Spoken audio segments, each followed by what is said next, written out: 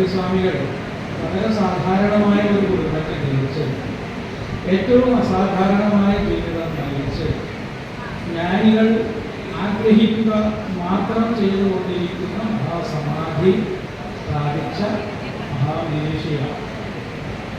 ഇവിടെ സൂചിപ്പിച്ചു അദ്ദേഹത്തിന് ഗുരുലാഭം ഉണ്ടായതിനെക്കുറിച്ച്, അദ്ദേഹത്തിന് ഒരു അവധൂതനിൽ നിന്ന് സാക്ഷാത്കാരം കഴിയുന്നതിനെക്കുറിച്ച്.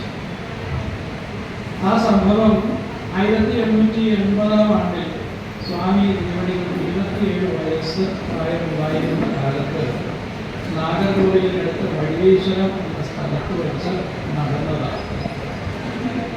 പറഞ്ഞത് എല്ലാം ശരിയാണ്. പക്ഷേ ചില പുസ്തകങ്ങളിൽ അതിൻ്റെ സമാപനത്തിൽ ഒരു സവിശേഷത കൂടി എഴുതി ചേർത്തിട്ടുണ്ട്.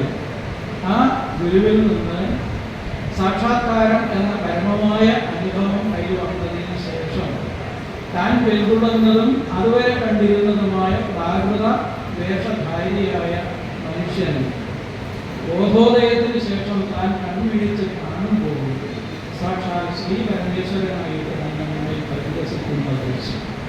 അങ്ങനെ ഒരു അനുഭവം ചില ഗ്രന്ഥങ്ങളിൽ നിന്ന് മനസ്സിലാക്കാൻ സാധിച്ചിട്ടുണ്ട്. ഇത് പറയുന്നത് ചട്ടമ്പിസ്വാമികൾ എന്ന ശിവയോഗി ശിവയോഗി ഏത് പ്രകാരത്തിലാണ് അദ്ദേഹത്തിൻ്റെ ജീവിതം നയിച്ചത് എന്നും അവസാനമായിട്ട് ഇതിനടുത്തുള്ള ശ്രീ പ്രാക്കുളം പരമേശ്വരനുള്ള സ്മാരക വായനശാലയുടെ മുകളിലെന്ന നിലയിൽ വെച്ച് സമാധി പ്രാപിച്ചത് എന്നും മനസ്സിലാക്കുന്നതിന് വേണ്ടിയാണ്. ചട്ടമ്പിസ്വാമികളുടെ എഴുത്തുകളെല്ലാം തുടങ്ങുന്നത് ശ്രീ ശിവമയം എന്ന് പറഞ്ഞു.